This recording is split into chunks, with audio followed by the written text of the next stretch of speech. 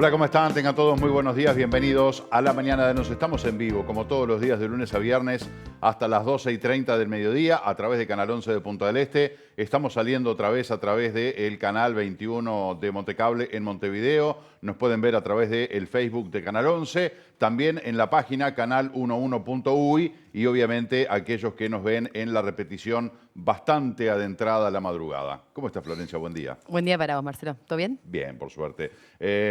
Analizando toda esta información que se brindó anoche en conferencia de prensa, algunos datos que por lo menos generan cierta duda, cierto miedito, diría yo, que, bueno, hemos visto en redes sociales que no somos los únicos que tenemos esa percepción, pero las decisiones están tomadas.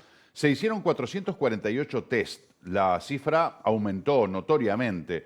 De esos 448 hay 32 casos positivos, con la salvedad, como dijo el presidente, que de esos 32 hay 22 que corresponden al Hospital Vilar de Bo. O sea que es un caso que se dio adentro del hospital y que generó contagio y están todos recluidos y aislados dentro del Hospital Vilar de Bo con las dificultades que ello implica, pero 22 de esos 32 corresponden al Hospital Vilar de Bo. De estos 448 test que se hicieron, indudablemente más que se duplicó la cantidad de pruebas hechas y eleva la cantidad de contagiados en Uruguay por coronavirus al día de hoy a 456. 456. 14 están en el CTI y otros 4 pacientes están en cuidados intermedios. Seguimos con la cifra de las 7 personas fallecidas.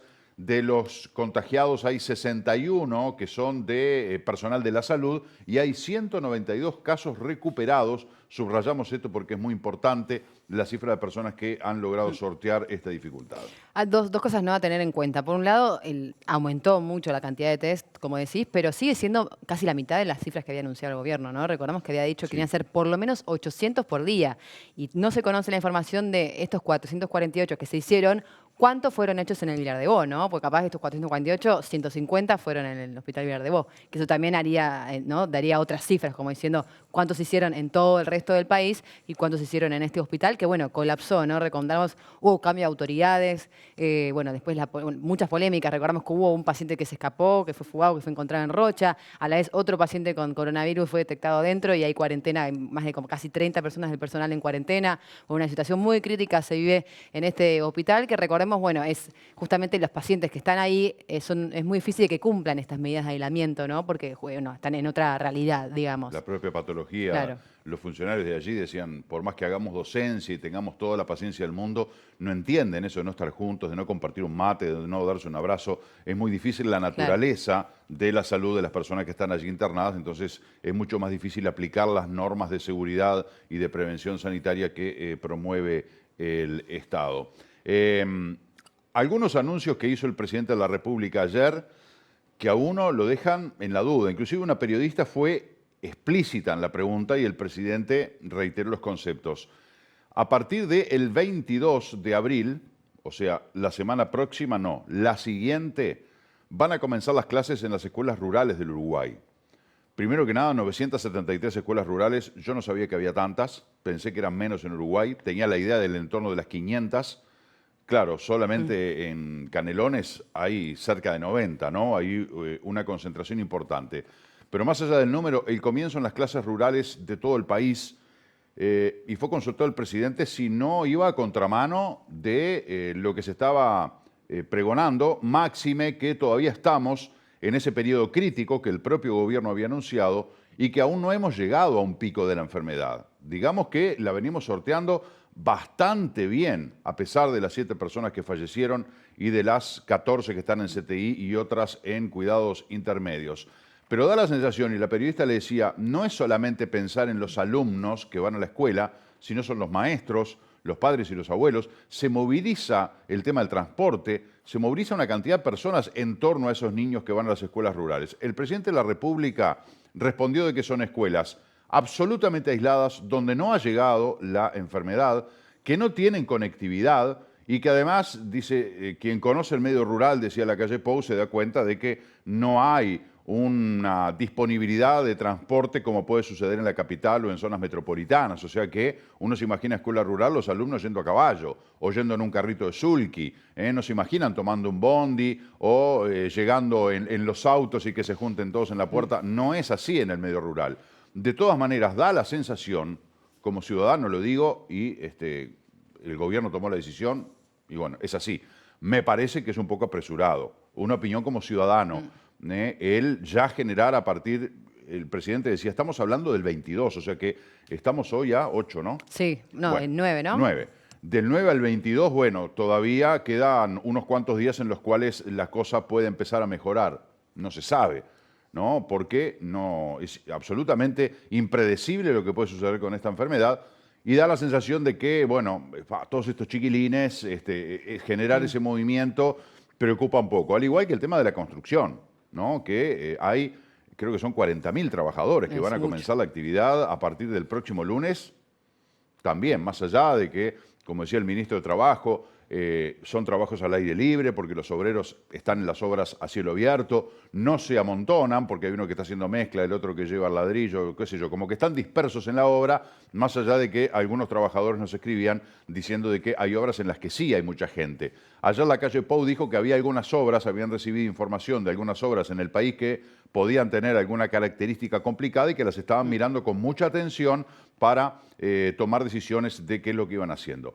Da la impresión, vi un presidente muy optimista, ¿no? Con un optimismo moderado y explicado, argumentado, pero dice, nosotros porcentualmente, para tener una situación como debería ser según la proyección, hoy tendríamos que tener 8.500 infectados y tenemos 456. O sea que estamos lejos, estamos al 5% de lo que en un escenario de lo peor tendríamos que tener a esta altura del partido. Mirando ese número frío, uno dice, estamos muy bien. Tenemos un 5% de lo que sería el peor escenario. Es una situación muy contenida. De todas maneras, creo, además con el esfuerzo enorme que la gran mayoría de la población está haciendo, un sacrificio brutal de quedarse en casa, de cortar absolutamente todo tipo de salida, de vínculo social, inclusive hasta con familiares, dejarse de ver, dejarse de visitar, ni que hablar de abrazarse y todo lo demás.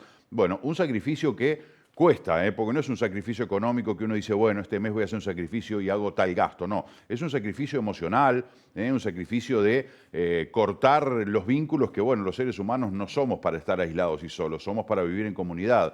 Y tener que cortar eso radicalmente cuesta, y muchos lo estamos haciendo. Entonces, como que, bueno, a ver, pará, che, tanto esfuerzo y me vas a abrir la canilla por este lado, aguantá un poquito. Es como que asusta un poco, sí, una medida, es una medida difícil, una decisión difícil, ¿no? Es una decisión muy difícil, ¿no? En todo el mundo, esto de volver al día de cómo volver de a poco, paulatinamente, a la vida normal, a que usted vuelva a trabajar, a que se vuelva a circular, es como muy de a poco, pero bueno, justamente son dos áreas bastante con mucha gente, ¿no? Por lo menos bueno, la construcción, para mí, yo insisto en que tienen que ser como medidas muy puntuales y estaría muy bueno que por lo menos, no sé, en las escuelas rurales, que los profesores que vayan a trabajar a las escuelas rurales, que sean sometidos a exámenes antes, ¿no? Por ejemplo, claro. No son tantos los profesores, se podrían hacer estos exámenes antes de empezar a dar clase. Así por lo menos te aseguras que los profesores, que son capaz, sí, los que vienen, muchos vienen de otros entornos, ¿no? De la zona rural, que estén, ¿no? Asegurándose de que no sean fuentes de contagio con los niños. Otro de los argumentos es que en las escuelas rurales hablamos de un docente, mientras que en secundaria, pues inmediatamente le preguntaron qué pasa con el resto de las clases. En secundaria hablamos de mínimo 10 y hasta 14 docentes por grupo. Ya la multiplicación de adultos que necesitan incorporarse cuando se largue el comienzo de las clases o se reinicien las clases es mucho mayor. No está previsto todavía una fecha, sí hay planes o métodos, pero no hay un cronograma, decía el presidente de la República, porque no hay fechas estipuladas para el regreso a clases del resto de la enseñanza. Hablamos de la educación primaria urbana y hablamos de, bueno, secundaria, escuelas técnicas, universidades, etcétera. De eso no hay fecha de inicio todavía. Por supuesto, no van a empezar el lunes, pero sí el 22 las escuelas rurales y no el resto de la enseñanza. El presidente explicó que son decisiones muy pensadas, que incluso demoran en anunciarlas porque quieren estar seguros de lo que hacen, porque en ese panel de mando la perilla de la salud es la fundamental, la prioritaria y la que marca cómo va a funcionar el tema social y el tema económico, que son los otros dos controles en ese tablero de mando que explicaba el presidente de la República, y en función de lo que dictamine el aspecto sanitario se van a tomar otras medidas. Bueno, insisto, a mí Hay que confiar, hay que confiar. Hay que confiar. A mí me da un poquito de cosa, ¿viste? Y seguir Largar a toda esa cuidándonos, ¿no? gurizada, generar ese movimiento, cuando todavía capaz que esta semana y la que viene deberíamos bancarnos en esta situación muy incómoda, por cierto, porque nos incomoda absolutamente a todos, pero bueno, es en aras de un bien superior, de cuidarnos para poder tener muchos más encuentros, muchos más abrazos, muchas más amistades, encuentros sociales, pero el presidente lo dijo intercaladamente varias veces. Todo esto en tanto y en cuanto el pacto con la sociedad se mantenga. Claro. Siempre y solo si la sociedad sigue cumpliendo, como en su gran mayoría están cumpliendo con este aislamiento social, que es la clave para que el gobierno pueda ir activando lo que es la actividad y, por supuesto, la economía que preocupa a todos. Bueno, vamos a compartir el pronóstico del tiempo para los próximos Sí, días. señora. El día de hoy tenemos una mínima de 15 grados, la máxima será de 19. Bueno, ya estamos cumpliendo casi, son 18,6 grados a esta hora. La mañana estará algo nubosa y cubierta con precipitaciones escasas y aisladas. La tarde-noche nubosa y cubierta también con precipitaciones aisladas. Mañana viernes terminaremos esta semana, día hábil, digamos, ¿no? De semana de turismo con 15 grados de mínima, 19 de la máxima, mismas temperaturas que hoy. La mañana estará nubosa y cubierta con probables precipitaciones escasas y aisladas. Bueno, muy similar al día de hoy, ¿no? El sábado comenzaremos el fin de semana con una mínima de 13, un poquito menos de mínima y también un poquito más de máxima. Llegará a los 21 grados la máxima. Estará algo nuboso con algo nuboso, periodos de nubosos. Bueno, no hubo clima agradable, ¿no? Esta semana de turismo que está bueno también para quedarnos en casa y seguir respetando las medidas. A esta hora 18 grados 6 décimas la temperatura en Punta del Este, cielo nuboso, vientos del sur a 31 kilómetros por hora, 70% del índice de humedad. Tiene razón un televidente que nos escribe, dice: buen día Marcelo, el presidente fue claro, en las rurales dijo voluntariamente, es cierto, la reincorporación de las clases a las escuelas rurales va a ser voluntaria. Aquellos padres Claro, que eso es entiendan importante. que no deben mandar a sus hijos, por ejemplo, yo si estuviera en una escuela rural, desde ya te digo que no lo mandaba. Eso es un aspecto que, gracias al televidente que nos apunta, eso también lo dijo el presidente, de que va a ser voluntario el regreso a las clases en las escuelas rurales a partir del 22 de abril. Va a quedar a criterio de los padres si enviarlos o no. Gracias por el aporte.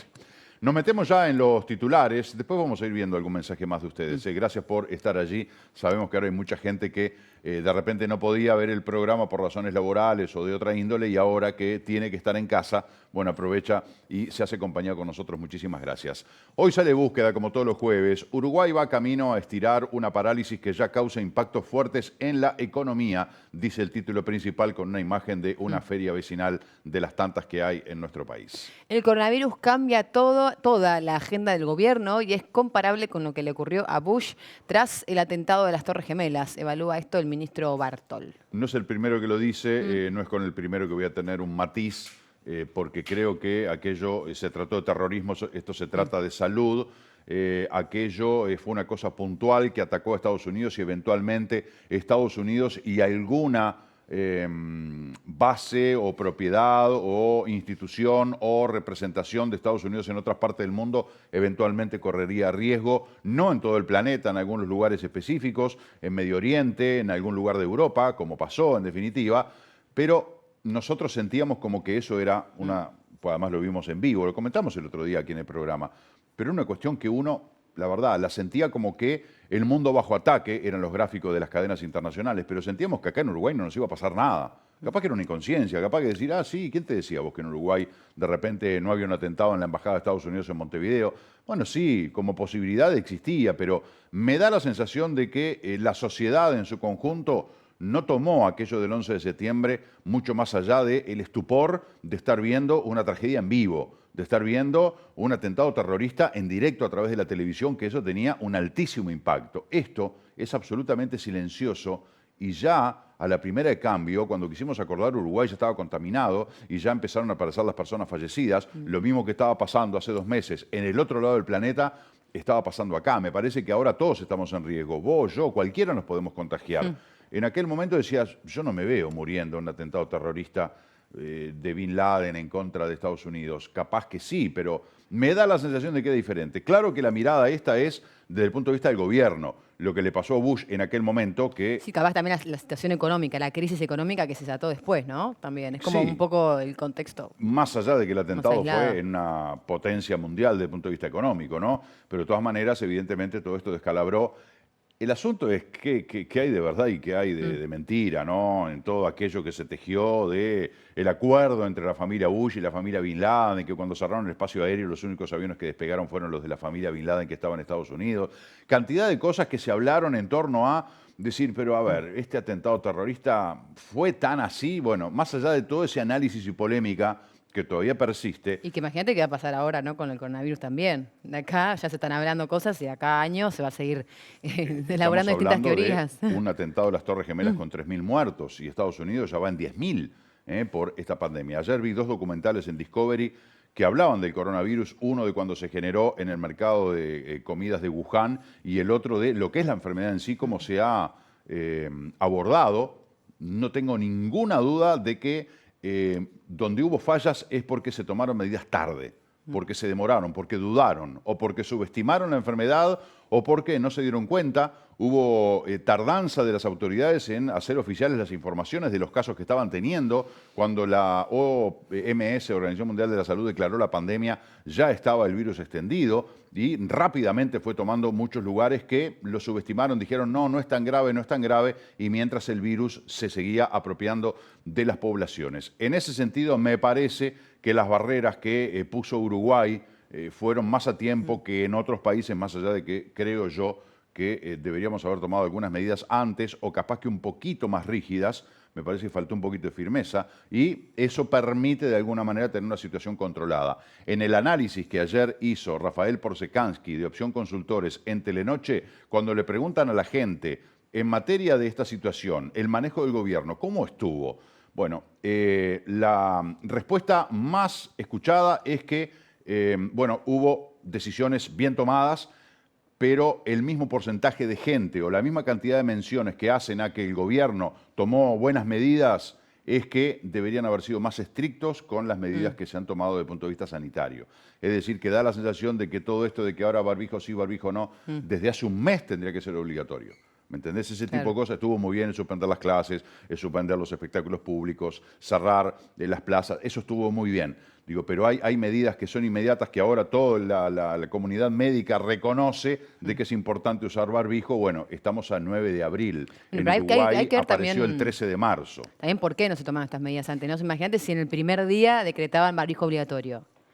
¿Qué pasaba con los barbijos, el stock de barbijos en el Bueno, a país? ver, la humanidad se Capaz va a que ver esto... diezmada porque no es capaz de producir barbijo para todo el No, planeta. bueno, obvio, pero capaz que con este tiempo también no se dio el acceso a que se produzca más, haya más producción y haya más acceso capaz a los barbijos en todos lados. Está bien, pero ahora sí, muchachos, ahora sí vamos a lanzar el Claro. dato oficial de que tenemos barbijo. No, pero igual ahora Bueno, sobran porque se murieron una cantidad. la Organización Mundial de la Salud tampoco fue muy exacta, ¿no? Con este tema. Sí. Bueno, tenemos una cantidad de Mensajes. mensajes, sí, sí. Perdón, Marcelo, buen día. El presidente dijo que podrían comenzar las clases. No lo dio por hecho, es importante mantener los dichos. Gracias, Gaby. No, no lo dio por hecho, no. Lo de las escuelas rurales, sí.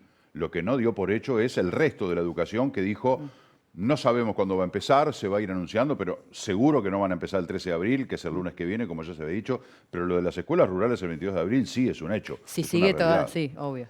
Sí, sí, claro, digo, puede Claro. explotar todo y que el gobierno Esperemos dé que marcha no. atrás, Ajá. pero como se vienen dando las cosas, el comienzo de las clases en las escuelas rurales de todo el Uruguay es el 22 de abril de manera voluntaria. Más titulares de búsqueda en este jueves. La justicia condenó al Ministerio del Interior por haber subestimado la denuncia de una mujer que minutos después fue asesinada por su pareja. Fa. No es el primer caso. ¡Qué barbaridad! ¡Qué barbaridad! Ahora, la justicia condenó al Ministerio del Interior, está bien. ¿Y qué hacemos con esa condena? ¿Qué hace la familia? Esa mujer no vuelve más, esa vida no se recupera. Y Era un 13 de diciembre, tarde en la noche, cuando la mujer empezó a escuchar ruidos y percibir movimientos extraños fuera de su casa. Desde que se veía con frecuencia con su nuevo novio, su expareja y padre de su hija estaban enfurecidos. Creo que habíamos Lo hablado un contamos acá el poco otro de día, un este caso, caso, ¿no? ¿no? Bueno, días atrás había intensificado los reproches mediante mensaje de texto y llamada, llegando a amenazarla de muerte varias veces.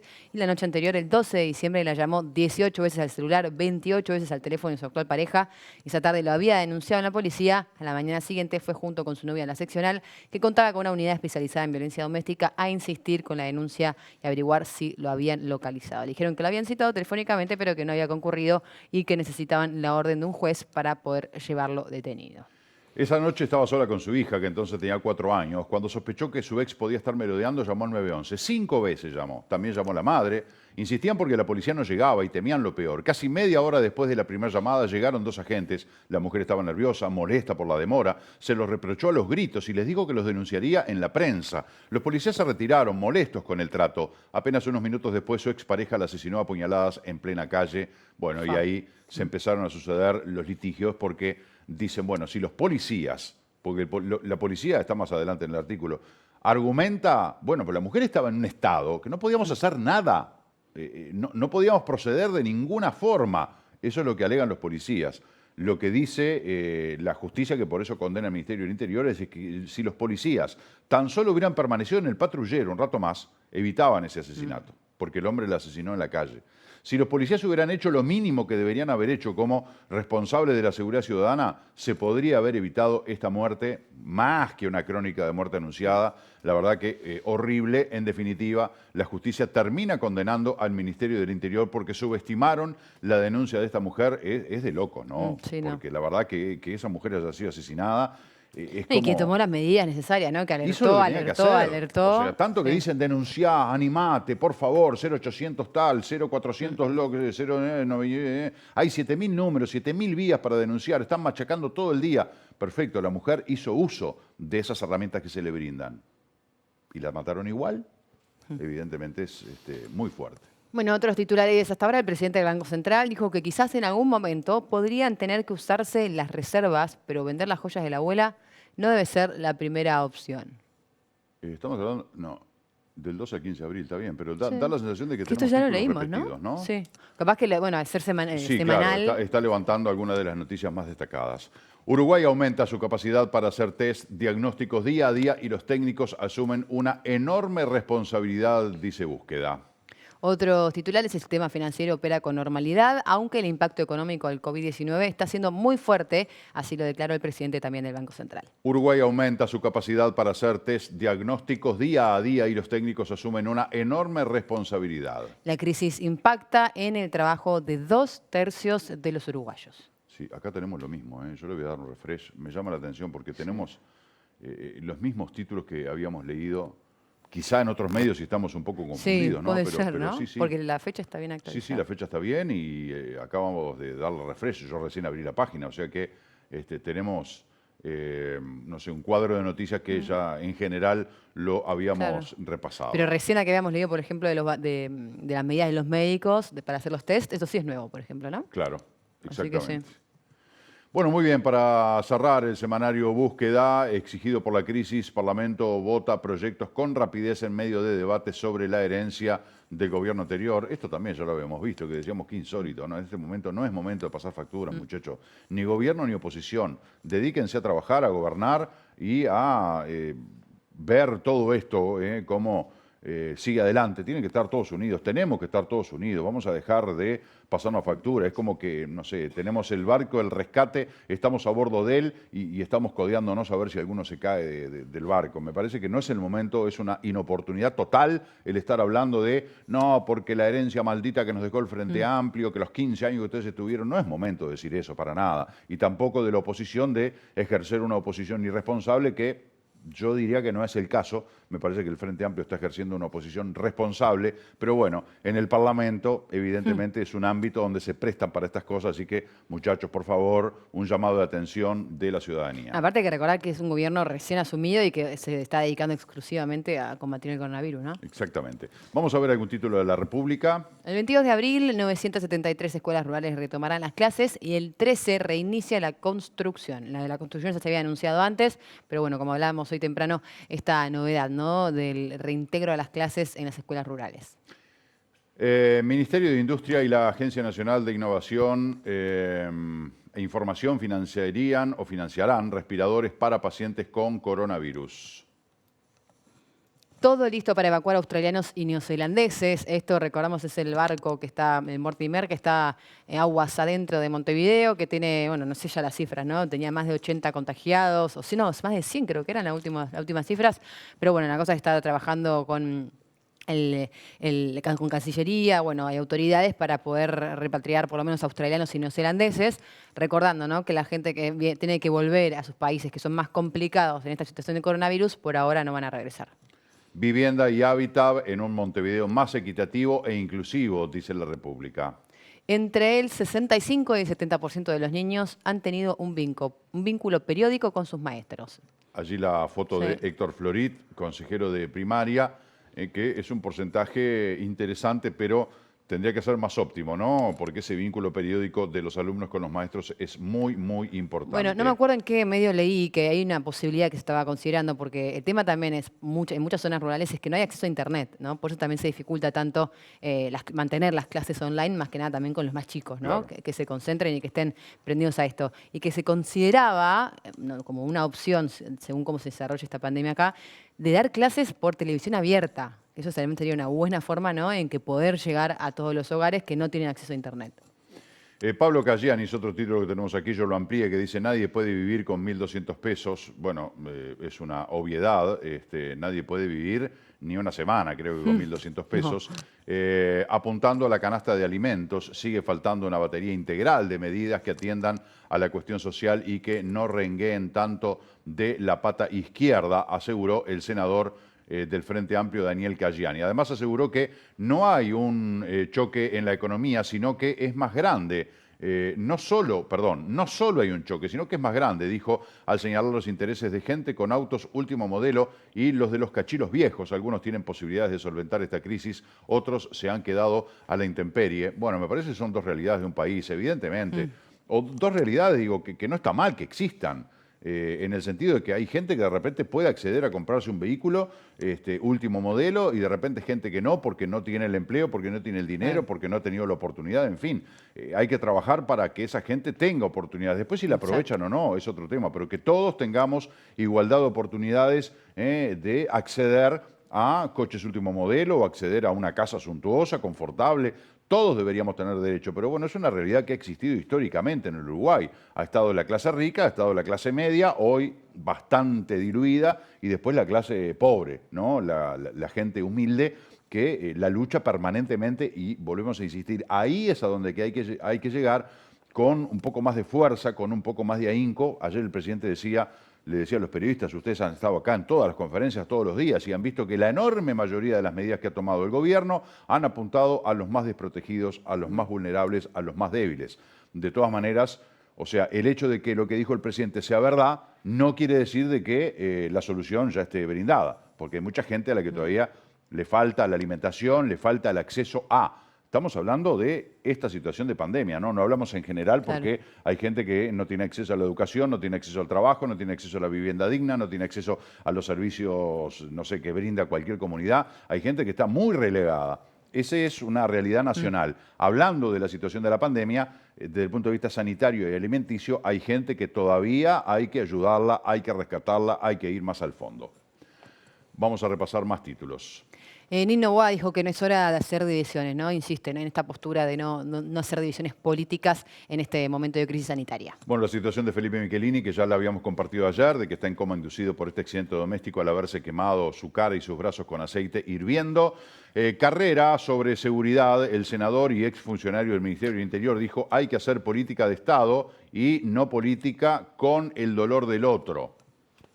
Bien. Qué difícil habría sido si Uruguay tenía que enfrentar la crisis con el sistema de salud de hace 15 años. Una reflexión también. Bueno, sí, es cierto lo que dice Ferreri, ¿no? El sistema de salud sin duda que se ha fortalecido mucho en estos 15 años, con el Sistema Nacional Integral de Salud, con el FONASA, se ha ampliado la cobertura, se está llegando a mucha más gente y creo que se ha fortalecido. Quizá esta pandemia, si nos atacaba a principios de los años 2000, y probablemente la realidad hubiera sido otra, porque la estructura de atención sanitaria a la población era otra, mucho menor y más deteriorada. Me parece que en ese sentido se ha desarrollado mucho el tema sanitario, por eso hoy tenemos una capacidad de respuesta bien importante, lo mismo que el tema informático. Se ha desarrollado muchísimo la tecnología y la informática en Uruguay, que hoy permite que esos cientos de miles de estudiantes puedan mantener cierto ritmo educativo a través de las plataformas y no quedar colgados del pincel de decir, bueno, apagamos la luz de la educación y bueno, cuando se vuelva, reengancharemos. Ahora los chiquilines, los estudiantes están en movimiento gracias al soporte tecnológico, lo decía el propio Nicolás Jodal, CEO de Genexus, cuando lanzaron la aplicación de coronavirus que reconocía de que esto había sido posible hacerlo rápidamente y de manera muy eficaz gracias a el soporte tecnológico con el que cuenta Uruguay, que también ha sido desarrollado en los últimos 20 años. Bueno, esta es otra medida importante, ¿no?, que anunció el gobierno en la jornada de ayer, que todavía no hemos hablado, que exhorta a UTE y Antel a no cortar los servicios por falta de pago, ¿no?, en ambos servicios públicos estatales, ¿no? Sí, esa es la otra, sí, ¿no? es otra, es como se diga, dice que quienes no paguen los servicios no se les corte el servicio Sí, por ahora en esta sí, situación, sí. creo que por los próximos 2 meses. Parece obvio. Bueno, justamente para asegurarse que todos puedan tener estos A ver, lo estos están servicios, haciendo ¿no? las financieras, que están con los colmillos afuera para clavártelos en la yugular y comerte con los intereses. O sea, tratan de que saques plata prestada porque así ganan, porque ese es el negocio.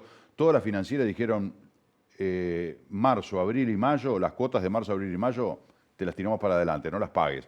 Las financieras están teniendo ese miramiento, ni que hablar que un Estado que supuestamente está ayudando a todo el mundo, bueno, tiene que tomar también esas decisiones, ¿no? Mucha gente decía, está bien, a mí me dicen que me quede en casa, yo me quedo en casa, pero me quedo en casa y quedo parado, no Claro. laburo, no gano.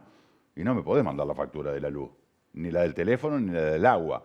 Y no sé, el tema de los alquileres, todo eso ya ahí es un tema más complejo, pero parece de perogrullo que las tarifas públicas, más allá de que ya subieron el 1 de abril, o subieron el 8 de abril, bueno, diferime los pagos, o sea, no me mandes ahora los recibos, como dice ahora el gobierno exhorta a UTE y Antel, pero UTE y Antel son empresas públicas. Claro, bueno, en realidad fue como una medida que se pasó como un informe, digamos, que cambia la medida que dice que se bajan los servicios públicos, si no hay pagos, directamente se modifica esa ley. Y algo a tener en cuenta, no hay que recordar que hay países que directamente no es que dicen, bueno, si no pagas no se te suspendo el servicio, sino que directamente liberaron, ¿no? Dijeron, por los próximos 2 meses los servicios públicos no se pagan, pero no es que lo vas a tener que pagar el otro mes. Porque también se acumula, ¿no? Sí, Por más sí, de sí, que sí. se posterguen, te dicen, bueno, no te suspendo el pago, pero se va acumulando y después cuando tengas que volver a reintegrarte, también, ¿no?, reintegrarse a una deuda ya de servicios públicos, más allá de toda la crisis económica que se puede estar viviendo en cada hogar, también, ¿no? Es otro compromiso que hay que tener en cuenta. Buen día, acá hay de cierto que en el Vilar de Bo le negaron test a personal de la salud y tuvieron que pagarlos 3 o 4 mil y pico de pesos. ¿Será verdad eso? Ojalá tenga razón el presidente y estemos lejos del caos de otros países. Siempre cantando la justa, usted sigue así. Me hace acordar a Valle, ¿no?, que decía Valle le canta la justa. La verdad que ese dato del Vilar de Bo que le hayan No negado los sabría. test al personal, yo no lo tengo Ayer lo que confirmado, leía por era lo que se menos. había hecho el test a todo el personal, que eran más de 100 test y que se iban a estar repitiendo con regularidad, ¿no? Buen día, Marcelo. No es la primera vez que Pablo Caggiani habla muy mal del gobierno, es manijero conocido y sigue en su cargo. No entiendo. No, está en el Senado. Pablo Caggiani era consejero de primaria, ahora que ya asumieron las nuevas autoridades, está en el Senado de la República. Pero bueno, yo no sé si tildarlo de manijero, ¿no? O sea, dice eso, o sea, hace referencia a algo que todos coincidimos, o sea, nadie puede vivir con 1.200 pesos, es lo que se está dando en una canasta. Bueno, estamos todos de acuerdo, hay que Claro. dar más. El tema que también Con más decía el frecuencia. presidente, hay que ver entre lo que el Estado está gastando en esto y lo que está renunciando de recaudar, la cifra es enorme. Entonces hay que ver también cómo quedan los números, porque el presidente decía, no es por no gastar, nosotros no vamos a escatimar un peso en lo que tengamos que gastar en esta crisis.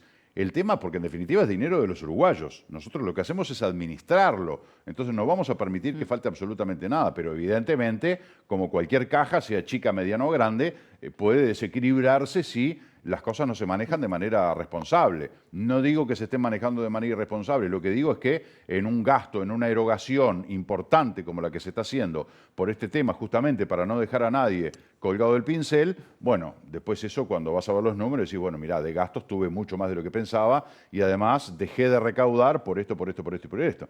Entonces se suman esas dos variables y van a dar un número bastante grande en cuanto a los gastos. Bueno, y sumando los seguros de paro, ¿no?, que siguen aumentando y que obviamente eso es un gasto muy importante para todo el gobierno.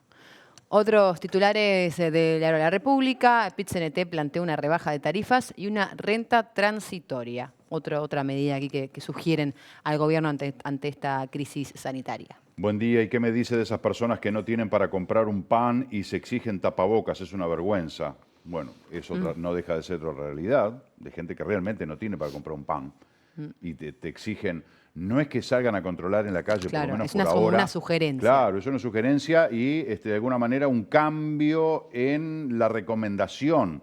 Decir, bueno, ahora recomendamos que usen barbijos. No es una exigencia, pero de alguna manera decís, bueno, pero ¿y ahora si tengo que usar tapabocas si no tengo ni para comprar un pan? Hay mucha gente que está en esta situación y a eso es a lo que vamos. No puede haber gente que no tenga para comprar un pan. No puede haber gente que no tenga para dar una taza de leche a los chiquilines.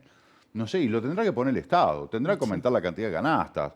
Está bien, uno dice, bueno, pero el Estado, también hay otras iniciativas. Bueno, el sector privado. En este creo que momento ha no hecho se puede incentivar el muchísimo. trabajo tampoco, por ejemplo, porque no se Claro, puede. claro. Es un tema muy complejo y todos reclamamos y todos exigimos y todos criticamos y todos tenemos una mirada distinta, una opinión distinta, porque cada uno de nosotros tenemos una realidad social, una realidad económica, una realidad laboral, una realidad sanitaria distinta. Se ha dicho también, y yo estoy totalmente de acuerdo, una cosa es estar en esta cuarentena, en este aislamiento, en una casa confortable donde ahora si empieza el frío estás calentito, no te falta la comida porque tenés un ingreso y tenés con qué comprar comida, o sea, digamos que no te falta nada, bueno, aislarte, uy, qué embole, qué aburrido, pero hasta ahí nomás, no te va a chiflar la panza de hambre, no vas a tiritar de frío. Pero hay lugares, hay gente, hay familias en las que no tienen un lugar confortable, hay gente que ni siquiera tiene casa, anda por ahí de prestado, viviendo en algún lugar de manera ocasional, no tienen el ingreso asegurado, por lo tanto no tienen la comida para todos los días y no tienen una frazada para taparse cuando hace frío. Ahí hay que ver, es brava, ¿eh? Porque hablar desde el confort es muy fácil. Exhortar o decir, tenemos que hacer esto, tenemos que hacer lo otro, o decir, por favor, señores, cuídense, está bien a quienes tienen todos los elementos, pero aquellos que tienen carencias, es muy complicado hacer frente a esta realidad, sin lugar a dudas. Bueno, nos tenemos que ir a la pausa. Sí. A ver, vamos a, para no dejar colgada la prensa argentina, a ver algo del diario Clarín. Los gobernadores no quieren interrumpir la cuarentena y hablan de continuar hasta el mes de mayo. Ninguna provincia pidió que termine el aislamiento. Es más, varios mandatarios incluso creen que seguirá más allá del 23, como nos está hablando en estos días, y prefieren delegar en el presidente esta decisión. Fallo por la pandemia, benefician con arresto domiciliario a unos 800 presos de la provincia. Polémica en la provincia, el procurador admitió que no hay certezas de que los presos con domiciliaria no, bueno, no sé cuál será ¿cómo extiende? No escapen. Bueno, es un tema y sí. Claro. Julio Contegrán se refirió al fallo de casación y explicó los mecanismos de control, ¿no? Porque eso también requiere más personal de seguridad distribuida en distintos lugares. Confirmaron 5 nuevas muertes, ya son 70 los fallecidos en Argentina. No sé, no, es en Infobae que tenemos los datos arriba. Y la agonía de una víctima con síntomas contada en primera persona en Twitter. Aquí tenemos los datos de Infobae, vamos a la parte superior. Sí, 70 fallecidos, 1.795 contagiados en Argentina y recuperados 365. 1,5 millones contagiados y casi 90.000 fallecidos en todo el mundo. 337.000 pacientes han sido recuperados.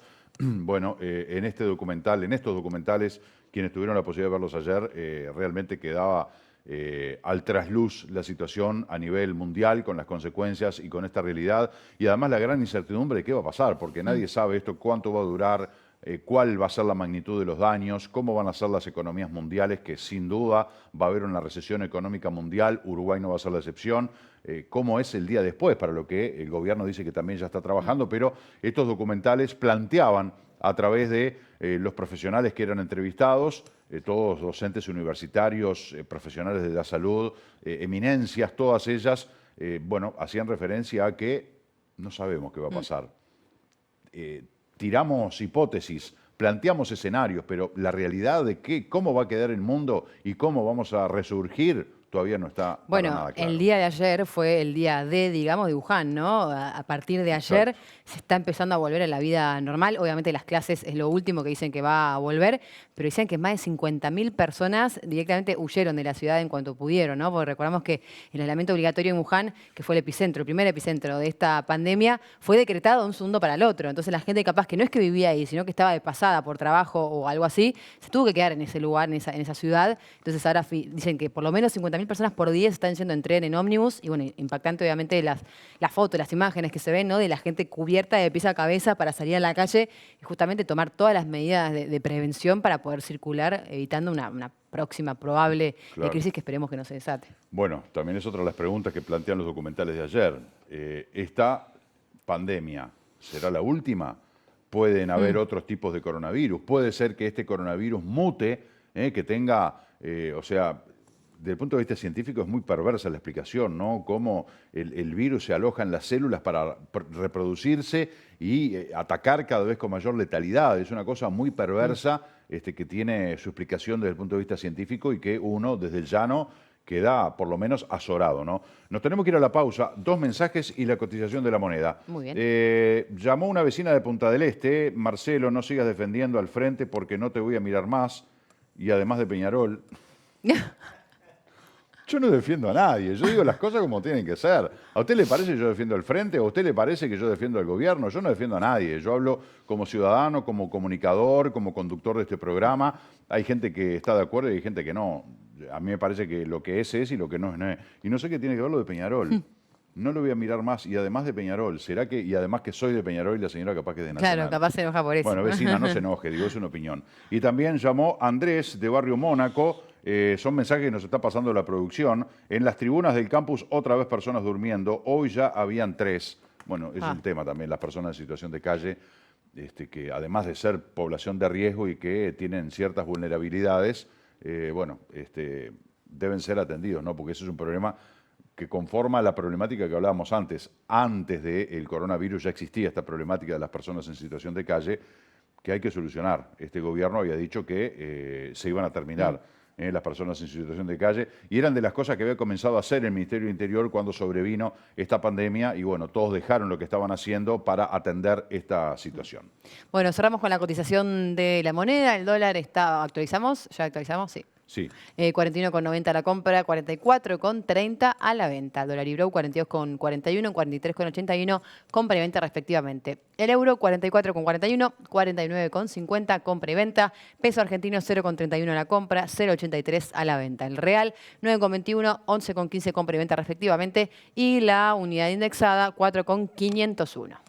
Bueno, nos vamos a la pausa. Más adelante, el ministro de Defensa Nacional estará aquí en la mañana del 11, en contacto vía Skype, y también estaremos hablando con la intendente departamental de Rocha. Bueno, a ver cómo está viviendo Rocha, que tuvo momentos agitados, sobre todo en lo previo a esta Semana Santa de Turismo, con la llegada de mucha gente que hizo caso omiso a las recomendaciones de salud pública. Vamos a estar hablando de esto y de otros temas hasta las 12:30 en vivo aquí en la mañana del 11. Ya venimos.